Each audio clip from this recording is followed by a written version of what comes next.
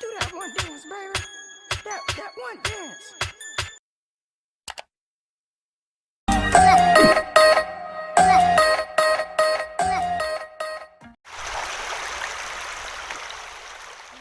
Assalamualaikum warahmatullahi wabarakatuh. Perkenalkan, nama saya Ersa Ramadhani, Stambuk A221 19019, Prodi Pendidikan Biologi.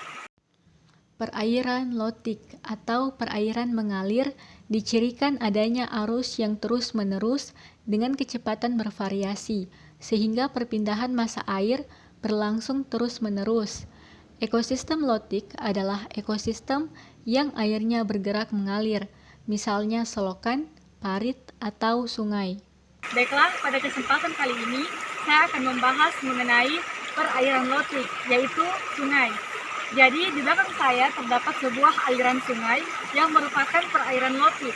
Jadi sungai adalah aliran yang besar yang mengalir secara terus-menerus dari hulu atau sumber air menuju ke hilir atau muara. Kemudian sungai ini terdiri dari 3 bagian.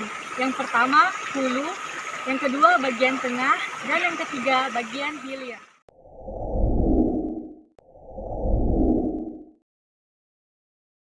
Bagian hulu adalah bagian awal sungai yang berada di pegunungan, dengan ciri-ciri yaitu lembah sungai yang berbentuk huruf V dengan aliran air yang jernih.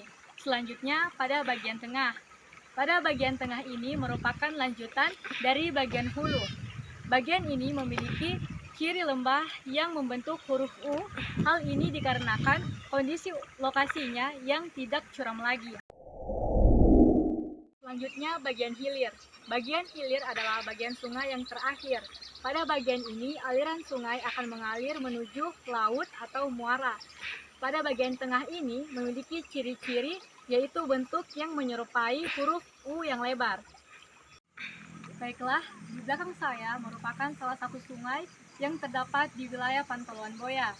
Jika dilihat dari debit airnya, sungai ini merupakan sungai periodik, di mana jika air hujan turun, maka jumlah airnya lebih banyak.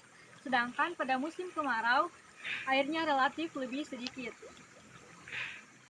Kondisi fisik sungai. Kondisi fisik sungai dapat dilihat dari beberapa kondisi. 1. Berdasarkan sumber air. 2. Berdasarkan debit air atau volume airnya. 3. Berdasarkan struktur geologi. 4. Berdasarkan pola aliran arah aliran sungai. Kondisi kimia sungai. Adapun bahan kimia pencemaran air sungai dikelompokkan menjadi sabun, yaitu deterjen, sampo, dan bahan pembersih. Kemudian bahan pemberantas hama, yaitu insektisida. Kondisi kimia pada sungai dapat dilihat melalui komponen pencemaran airnya dengan menggunakan parameter kualitas air sungai, yaitu DO, dissolved oxygen, BOD, biochemical oxygen demand, dan COD, chemical oxygen demand. Kondisi biologis sungai. Kondisi biologis dari sungai dapat dilihat melalui setiap spesies atau sekelompok spesies yang fungsi, populasi, atau statusnya dapat mengungkapkan kualitatif lingkungan. Makrozoontos sungai termasuk hewan yang hidup relatif menetap di dasar sungai, baik sungai mengalir kencang atau lambat. Hewan ini dapat merespon masukan bahan yang terus-menerus ke dalam sungai. Sungai ini biasanya dimanfaatkan oleh masyarakat setempat sebagai tempat mandi dan juga mencuci pakaian. Di sungai ini pula terdapat sebuah sumur yang digali oleh masyarakat yang kemudian digunakan untuk dikonsumsi sebagai air minum.